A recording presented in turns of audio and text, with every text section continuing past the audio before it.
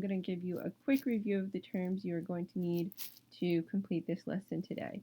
First, what does anthropogenic mean? It comes from the Greek word anthropogenes, which means born of man. Anthropogenic effects would then mean things that are born from human or man or woman activities in an environment. So these can be direct or indirect, and we will get into specifics of this later. This next term we need to know is biodiversity. Put simply, biodiversity is the way to describe the amount and proportion of animals that live in a particular area. So ecosystems that are highly diverse would have many different types of animals, but additionally, they would have varying numbers of those animals. So, an example of an ecosystem that is very biodiverse would have many different species, which increases the richness or would have high richness, and secondly, species populations that are proportionate to one another are called evenness. So, for example, you would have in the Amazon, which is the most diverse place in the world, there are many different types of species, and there are the species populations work together to be proportionate to each other. For example, there are many prey type species and maybe not as many numbers of predators, so that the predators can stay healthy and work together within an environment. The 5 major anthropogenic activities that we are going to focus on right now are overpopulation, invasive species, overexploitation, or another easier way to remember is overharvesting, habitat destruction, and pollution. I'm going to go through these fairly quickly, but through the lesson we will investigate them more. So overpopulation is the excessively large number of people living in one area. An example of this in the United States is Los Angeles, which is very highly urbanized and many people live in a small area.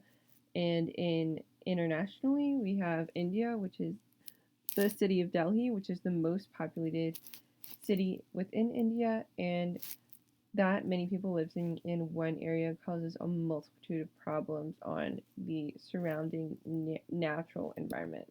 The next one is invasive species. This is defined as an organism that is not native to a particular area that can cause great economic and environmental harm to a new area. So for this example, zebra mussels in Michigan are very harmful to the Great Lakes area. They are causing problems with the native clams there and are affecting how the other animals that naturally live in the ecosystem survive. The next one is overexploitation or overharvesting. This refers to harvesting a renewable resource beyond its ability to regenerate to suit human needs.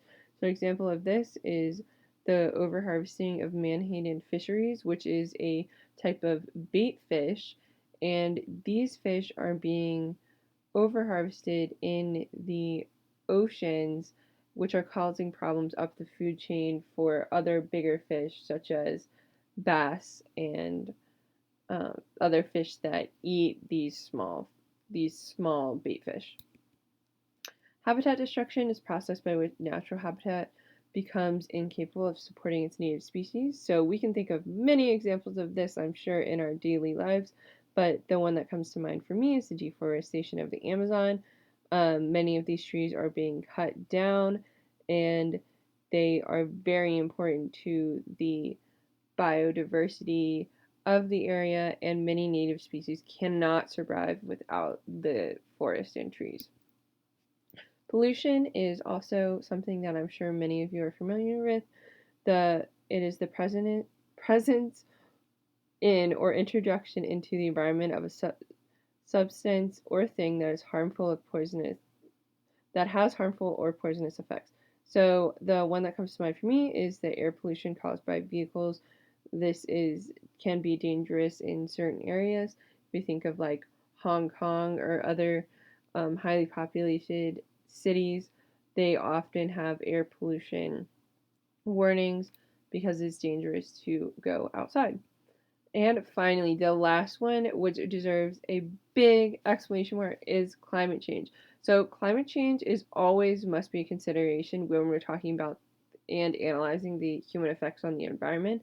There are many, many parts to climate change, mostly connected to fossil fuels and the greenhouse effect, which we have learned about in class. So I just want to remind you all that that is something to keep in mind at all times when we're talking about human effects on the environment. The next part of the lesson is we are going to watch a video about cane toads, and we are going to use this to describe a situation where humans' effects have become an issue with the biodiversity in Australia.